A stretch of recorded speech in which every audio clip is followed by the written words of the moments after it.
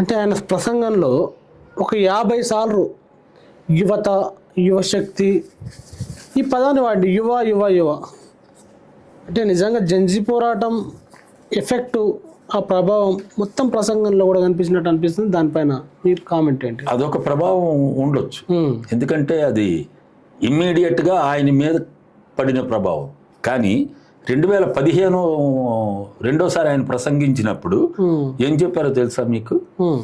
Job recruitment reforms ఎప్పుడు చెప్పారు? 2015.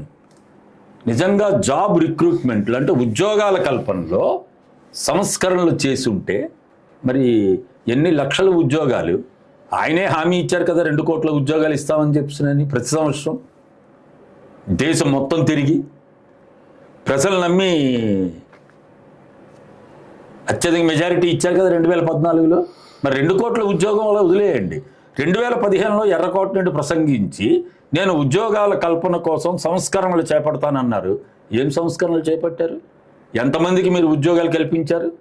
మరి ఇందులో ఎక్కడైనా ఉందా? లేదు. అంటే మీరు చెప్తారు, మర్చిపోతారు. అంటే అట్లా మీరు 2015తో పాటు వరుసగా అన్ని సంవత్సరాల్లో ఏం మాట్లాడారో డాటా తీసుకొచ్చారా? మీకు కావాలనుకుంటే అవన్నీ చెప్తాం, కానీ అది పెద్ద సుదీర్ఘమైన టైం పడుతుంది. కాబట్టి అదే 2015లో అవినీతిని నిరోధిస్తామన్నారు. కానీ అదాని మీద అమెరికాలోనే అవినీతి కేసు రిజిస్టర్ అయింది కదా, క్లియర్ కూడా అయింది కదా రీసెంట్గా. అది రీసెంట్గా అయింది, కానీ కేసు అయితే వచ్చింది కదా.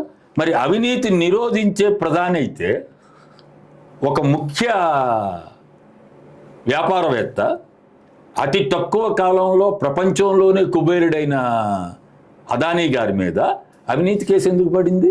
మన ఆంధ్రప్రదేశ్ ప్రభుత్వానికే కదా మీకు 1700 కోట్ల రూపాయలు ఆయన లంచంగా ఇచ్చారని కూడా వచ్చింది కదా. దాని మీద సమన్లు జారీ అయ్యాయి కదా. తర్వాత కొట్టేశారా అన్నది రీసెంట్గా. కానీ ఎప్పుడు చెప్పారు మీరు ఎర్రకోట నుంచి అవినీతి నిరోధక? అక్కడే మీరు డిగ్నిటీ ఆఫ్ లేబర్ అంటే ఏంటి? శ్రమకి గుర్తింపు ఇవ్వడం, శ్రమని గౌరవించడం. మరి ఇప్పుడు లేటెస్ట్ ఏం చేశారు? గ్రామీణ ఉపాధి హామీ పథకం ఏదైతే యూపీఏ ప్రభుత్వం తీసుకొచ్చిందో దాన్ని రద్దు చేశారు. అసలు గ్రామీణ ఉపాధి హామీ పథకం వలన గ్రామీణ ప్రాంతంలో ఉన్న మహిళలకి, గ్రామీణ ప్రాంతంలో ఉన్న పురుషులకి, యువకులకి అందరికీ మీకు పని కల్పించడం అన్నది గ్యారంటీ చేసిన చట్టం. అది ఇప్పుడు ఏమైంది? అది అంటే మీరు జాబ్ రిక్రూట్మెంట్లో రిఫార్మ్స్ తీసుకొస్తానని చెప్పి 13వ ఉపన్యాసం చేసే ముందు సంవత్సరానికి మీరు ఏం చేశారు? గ్రామీణ ఉపాధి హామీ పథకాన్ని రద్దు చేసి 100 రోజులు నేను పని గ్యారంటీ ఇస్తాను, పని కల్పించలేకపోతే నేను డబ్బులు ఇస్తాను అని ఉన్న చట్టాన్ని మార్చి మీరు తీసుకొచ్చారు. అంటే ఇది మరి ఉపాధి కల్పన లేదు, ఉపాధిని తీసేయడమా? మరి ఇది ఎర్రకోట నుండి ప్రసంగించిన మా ప్రధానమంత్రి గారు దీంట్లో నుండి చెప్పిందే ఇది 2015. ఇలా చెప్పుకుంటే చాలా పోవచ్చు. చెప్పినవే రిపీట్ చేశారా? అట్లా చెప్పినవే చెప్పి ఇందులో ఇంకో కీలకమైనది కూడా చెప్పారు. కీలకమైంది అసలు అనుసరిస్తున్నారా? 2017లో తత్వవాదాన్ని తిరస్కరిస్తాను, కులతత్వాన్ని మరియు మతపరమైన దురాభిమానాన్ని తీవ్రంగా ఖండిస్తాను, విశ్వాసం పేరుతో జరిగే హింసను సహించేది లేదు. ఎవరు చెప్పారు? మన ప్రధానమంత్రి గారు 2017లో ఎర్రకోట నుంచి చెప్పారు. మరి మతతత్వవాదాన్ని నిజంగా తిరస్కరిస్తే ఈరోజు దాడులు ఎక్కడ జరుగుతున్నాయి? ఎవరి మీద జరుగుతున్నాయి? కులతత్వాన్ని నిర్మూలిస్తే, కులతత్వాన్ని మీరు నిర్మూలిస్తే మరి ఈరోజు కులతత్వం రోజు రోజుకి పెరుగుతుంది కదా. ఈవెన్ బీజేపీలో గొడవలవే కదా, ప్రతి రాజకీయ పార్టీలో గొడవలవే కదా. మరి మీరు ప్రధానమంత్రిగా 2017లో ఎర్రకోటను ఉద్దేశించి ఎర్రకోట నుండి మాట్లాడారు.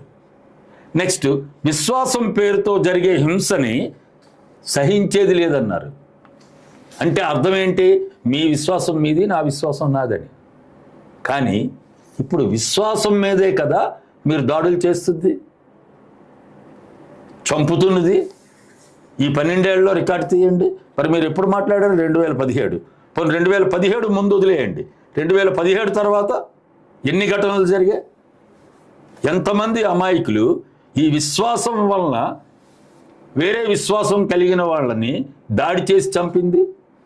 మరి ఇవన్నీ మరి ఏంటి మరి? అలాగే ఆయుష్మాన్ భారత్ లేదా మిగతా చాలా ఉన్నాయి. ముద్రా యోజన కింద చేస్తామని అన్నారు. ఇలాంటివి మీరు చెప్తే 5 ట్రిలియన్ ఎకానమీ ఎప్పుడు చెప్పారు? 2019. ఈ రోజుకైందా?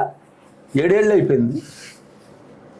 5 ట్రిలియన్ ఎకానమీ ఇప్పుడు మన ఆర్థిక మంత్రి గారే మాట్లాడటం లేదు.